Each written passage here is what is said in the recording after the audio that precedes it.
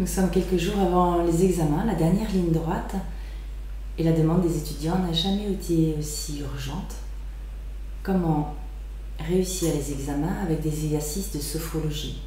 Comment mieux gérer le stress, la concentration, la mémoire, la capacité à résoudre des problèmes au moment des examens? Comment optimiser toutes ces connaissances, tout ce qu'on a appris pour pouvoir les produire, faire de la performance le jour de l'examen? Alors il va y avoir 3 étapes. La première étape, avant l'examen, déjà gérer le stress, bien dormir avant, c'est essentiel pour une bonne mémoire, une bonne concentration, ne pas arriver épuisé physiquement et nerveusement le jour J. Un exercice tout simple, une relaxation que vous pouvez trouver et télécharger sur internet. Et à la fin de la relaxation, cette relaxation du corps de la tête jusqu'aux pieds, on va pouvoir installer une visualisation positive. La capacité de voir, par exemple, de se voir en train de réussir l'examen. Oui, c'est possible. On peut mettre en place une stratégie mentale positive de réussite. Deuxième étape, c'est le jour J. Le stress monte, c'est normal, c'est pour augmenter la performance. Mais trop de stress pourrait l'inhiber. C'est ce qu'on appelle ne plus avoir accès à ses connaissances, avoir des trous de mémoire, rester devant la feuille blanche. Alors là, quand on sent que ça monte trop haut, on va utiliser plutôt des techniques respiratoires rapides, à faire en temps réel.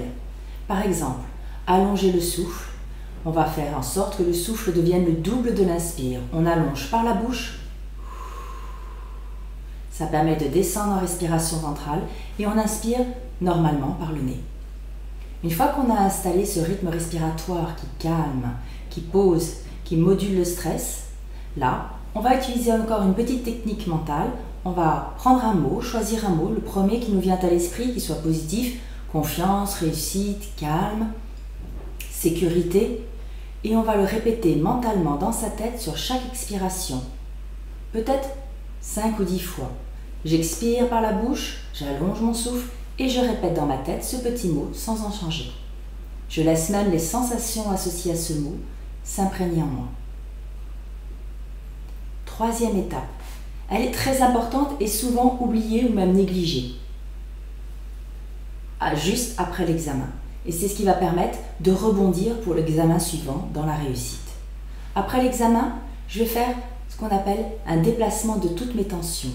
Sophro-déplacement du négatif, juste pour que mon cerveau ne rumine pas sur ce qui s'est passé, mentalement, émotionnellement, et ne reste pas bloqué physiquement sur l'examen qui a plus ou moins bien réussi. Non, je suis déjà à la marche suivante. Je reviens à l'instant présent, donc j'apprends à déplacer toutes mes tensions vers l'extérieur, et ça vous pouvez aussi trouver des exercices qui vous aident. Et puis, à nouveau, à la fin de l'exercice, vous repartez dans une visualisation positive. Mais oui, vous remettez votre cerveau, votre corps, votre respiration en temps réel pour être prêt pour le prochain examen. Voilà, vous avez 3 étapes, 3 petites techniques très simples, très efficaces. Bien sûr, vous pouvez vous entraîner avec un sophrologue, vous pouvez aussi vous entraîner en téléchargeant des programmes sur Internet. Trouver la façon de revenir à l'instant présent, de mobiliser le corps, la respiration, le mental pour réussir. À tous, je vous souhaite une belle réussite.